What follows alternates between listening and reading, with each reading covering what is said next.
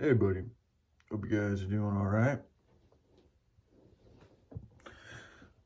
So I am feeling much better today.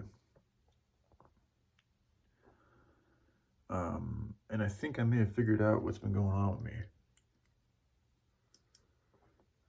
So, when I decided to try to get off of the kratom by using all that kava kava,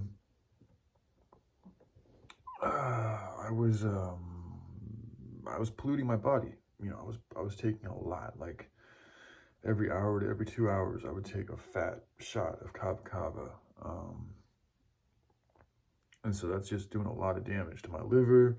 Just, yeah, I mean, the main organ getting damaged is my liver, but just in general, it's fucking me up. And it's filling me with this, just a way too much of this herb, if you're trying to stay healthy. So I think when I did that, I opened myself up to other evil spirits, because this is how I think these type of things work. As I've said, with what's going on with our society, like, there's a reason why we have so much evilness here. You have to let it in. There has to be an allowance for it to come in. And the same is true with the individual. There has to be an allowance for that demonic possession or attack or whatever you want to call it to come in. And I think because I chose to try to quit that way and taking so much of it, that is me allowing evil to come in, because I'm indulging, I'm being greedy, I'm taking more than I need, especially when I'm trying to do something that's about taking less. So, now that I look back, it was actually rather hypocritical to be like, oh yeah, I'm gonna fucking, get off an herb by taking a bunch of another herb. But it made sense to me at the time, and I had used it to varying degrees of success in the past, so I thought it was worth a shot. But based on, now that I'm looking back on it, it's nothing I recommend to anybody else, and I don't want to do it again, because I do think that it allowed, like I said, some type of an evil spirit, or just gave, evilness more of a power over me.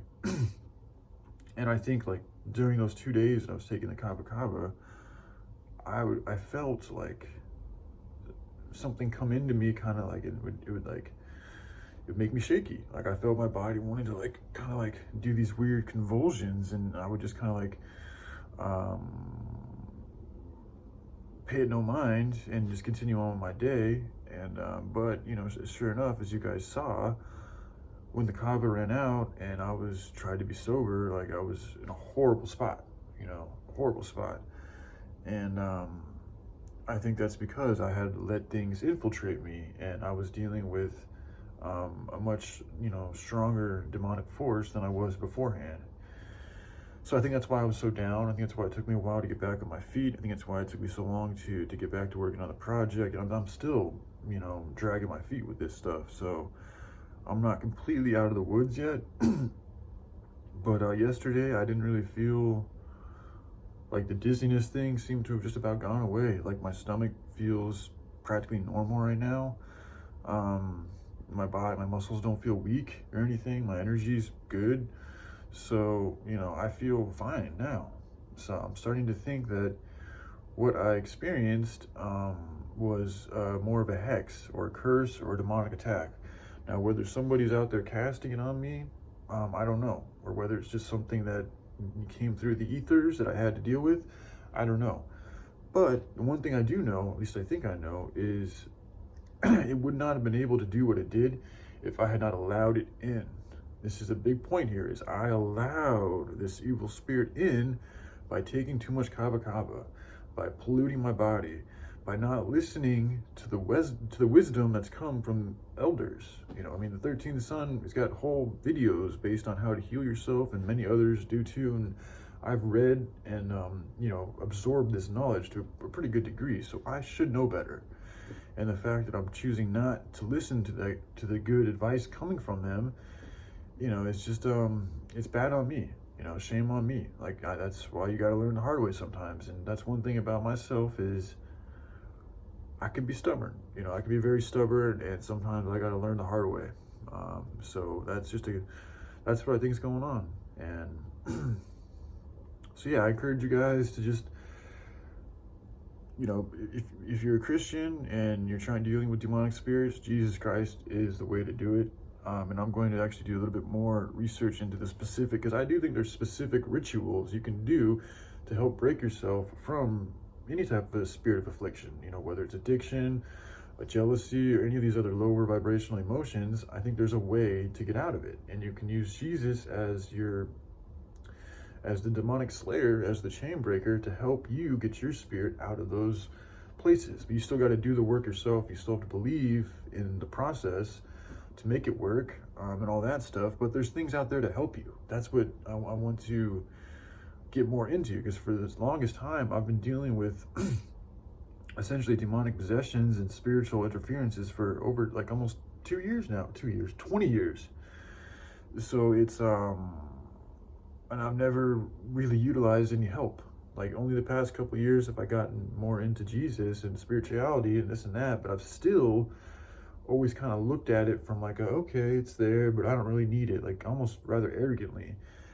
And that's not good either.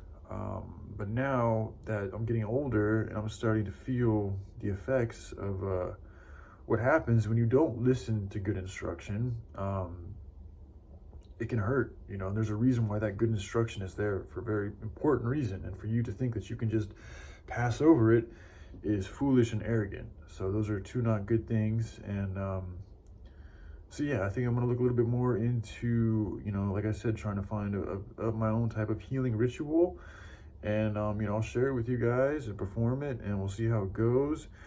But again, a lot of it has to do with my intent. Like, I do have an intent to want to get better now. So that's important. You gotta, you know, trying to force a feeling that you really don't feel genuinely good about, I don't think it's the best way to go about these things. I think you really need to have a strong source of intent and desire for that thing which you're trying to manifest, which for me is just, you know, a sober life. You know, if I could just get to marijuana, I'd be very happy. But this other kratom stuff is, you know, putting myself in deep waters that I don't think, I'm just playing with fire. So I'd like to not be playing with fire anymore and feel what life is like without having to get burned all the time and fucking scarred and hurt and healing and just all this craziness. It's like having a war inside of yourself. And like, there's already a war out here, man. I don't need to have a war in myself and everywhere else too. So yeah, anyway, hope y'all are having a good day, and you guys take care. And again, I'm sorry I haven't gotten back to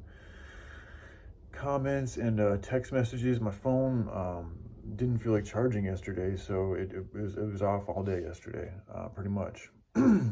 So I'm gonna try to look into some text messages and get back to some people today. That's the intention I have now. It may change, but that's how I feel right now. So all right, y'all take care. Bye.